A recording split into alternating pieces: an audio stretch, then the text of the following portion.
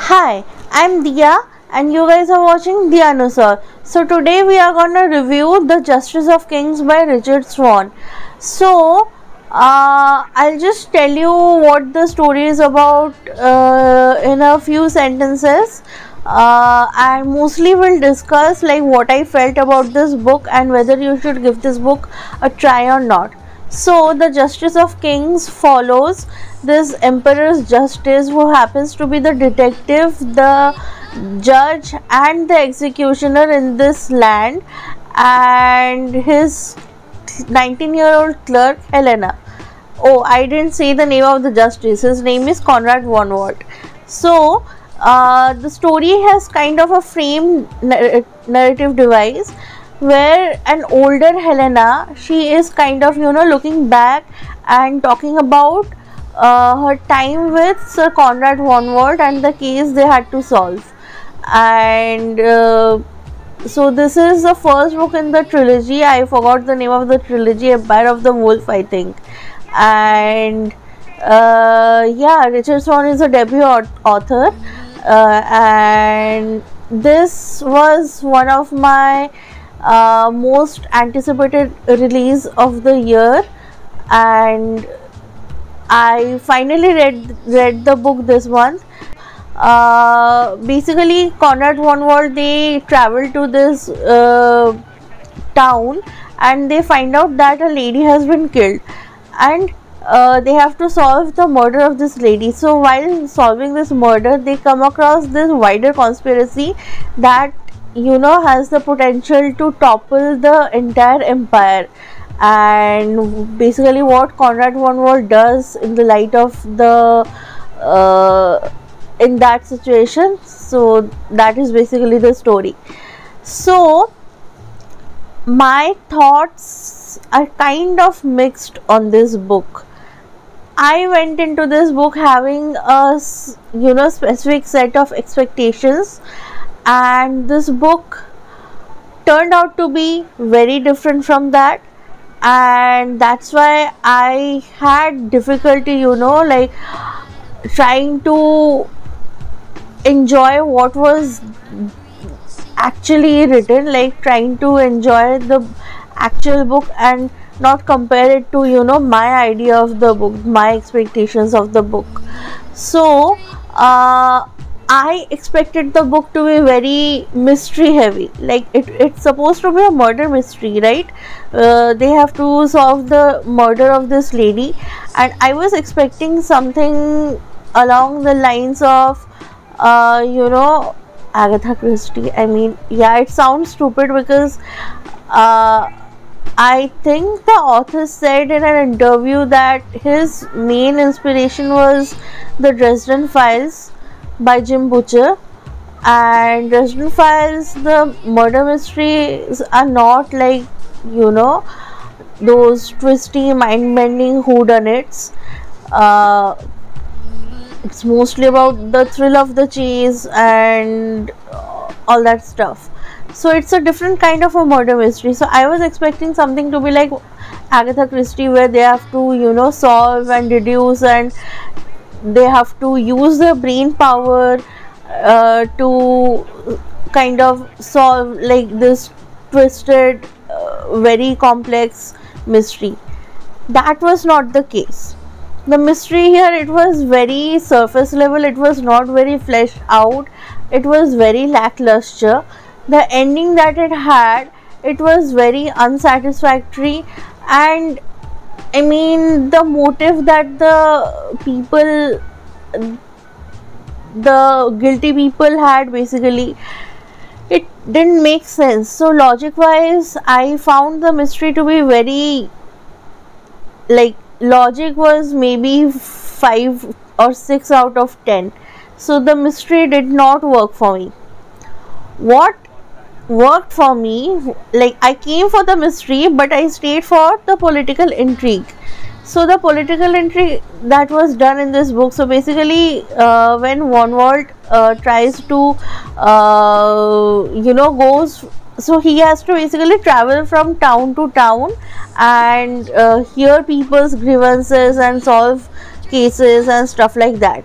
So he comes across this priest, and this priest is like very, like, what do you call it, zealous. And the priest is like, if anyone is found to be practicing any of the banned religions, the priest was like, they should be burnt alive and all that. So how that one thing, that tiny thing, it kind of snowballs into this huge thing, and it has, implications, like wider implications in the story, in the world, and how it has the potential to kind of topple the entire kingdom, or undermine the power of the justices. So that is basically what forms the main body of the political intrigue. And I, for the most part, liked the intrigue. It was very different from most books because it was very religion heavy. So the themes of, religion, and how imperialism, it kind of like steamrolls all pagan religions, and the main religion, how it dominates the other, like people, like how really you can use religion as a tool to conquer people. So I liked the theme, the execution was well, but at times I failed to care about it as much as the author wanted me to.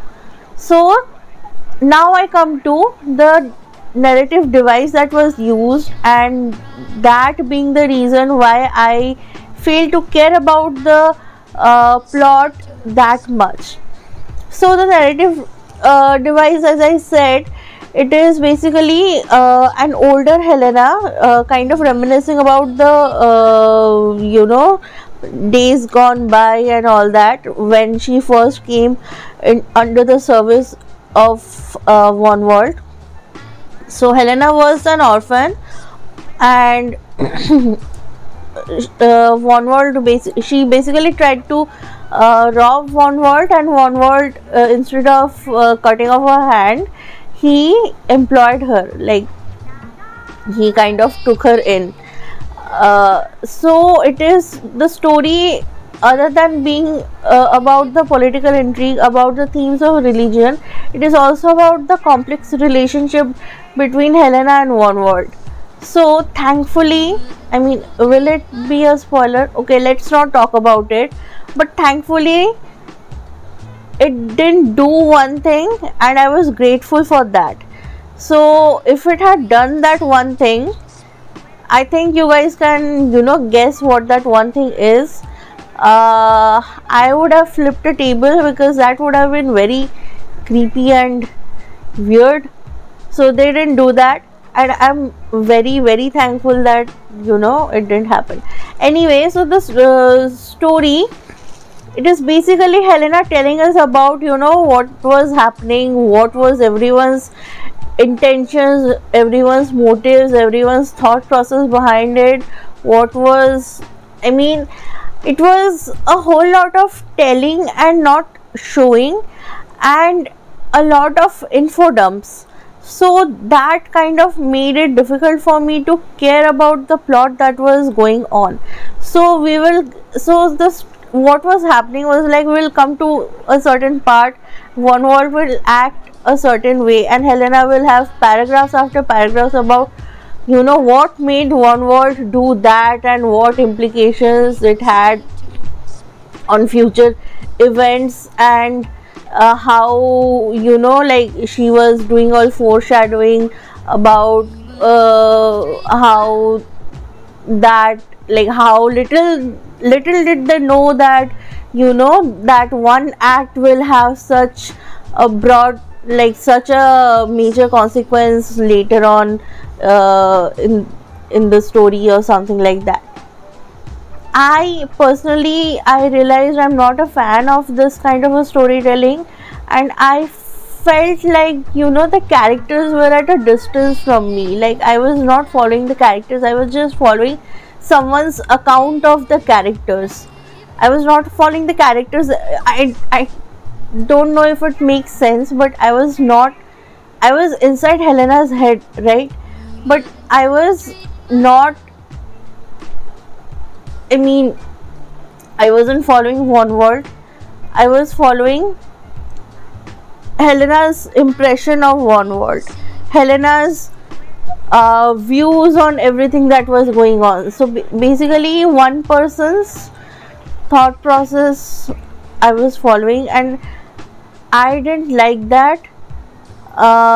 And also, I found 19-year-old Helena insufferable, because she would have all these weird thoughts, weird notions, and she would act a certain way because of these notions, and I would be like, why are you doing this? And then there was a romance which was awful. I didn't care. I didn't care about the romance. I just wish it wasn't there in the book, because it didn't make any, it would have made no difference, if it hadn't been there in the book. So that is okay. What did I talk about? So the writing of the book, I really liked the writing. The writing was really good. I liked the prose. It was not, simplistic, but it was not overly flowery either. So the writing was good. The magic system, it doesn't have a well-defined magic system, but the magic that was there, it was incredibly intriguing. So the characters, as I said, I felt distance from the characters. Wanward was very interesting. Helena was insufferable. Bressinger was, he was nice. I liked Bressinger. Like, he was charming, and he had this, tragic past and everything. And I liked the, the friendship they all had, the dynamics between them. But everything felt like I was, removed from the situation. I was not with them. I was just watching them from the window or something like that. So that's why the emotional points, it didn't hit as hard as I wanted them to hit. So that is the characters. So what I wanted, another thing, was exploration of the themes of justice and morality. But I'm not gonna complain much about it, because from the events at the end of the book, I have a feeling that we are gonna explore those things in the next book. And I'll just wait and wait for the book. I'll see if these things are explored or not, and I have a good feeling that these themes are gonna be explored more. And let me see what else I missed.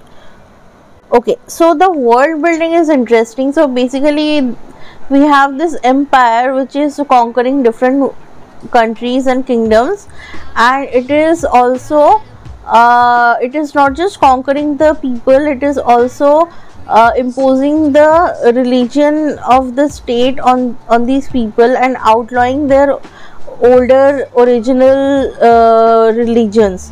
So it has roots in real world history and real world aspects. So the way it has been done, I liked it. Like, it has the potential to become more complex in the later books, and elements have been introduced in this book which are gonna be explored in the next book, and I am excited. And so basically, should you read this book or not? So first of all, if you had expectations like I had, that it's gonna be a murder mystery, we are gonna see some crime solving, some crime fighting happening in the book, you are not gonna get that exactly. Like, it's not an Agatha Christie book in medieval times in fantasy world. So you have to go in with the right expectations. This is first and foremost a political fantasy with elements of murder mystery. So if you are okay with that, you will be fine. Second, this is not a book from the point of view of Conrad von Wart. So when the book was being like before it was published, when it was being publicized, people thought that it was from the point of view of von Wart, and when people actually started reading the book, many people didn't like the book. They hated the book because it was following Helena, and they were like, we have been duped or something like that. And because Helena is like not the most likable person, like she does dumb stuff. Okay, like I don't want this to be a spoilery thing, so I'm not gonna tell you about the dumb things she does. Anyway, so because of that, people hated the book. So you need to go in knowing that it is from the point of view of a different character, not the titular justice character. And secondly, the themes that are being explored, it's a little bit different from what you would expect from a book about law and order and justice. So yeah, that's it. That's my review. It's a bit rambly. I kind of lost track of things while talking about the book, but hey, I mean, it's my first review, so cut me some slack. Anyway, comment down below if you have read the book, what you think about it. Like, did you like the book? Did you not like the book? Were you just okay about it? Or if you haven't read the book, let me know if you want to read the book. And yeah, that's it for today. I'll see you guys in the next one. Bye.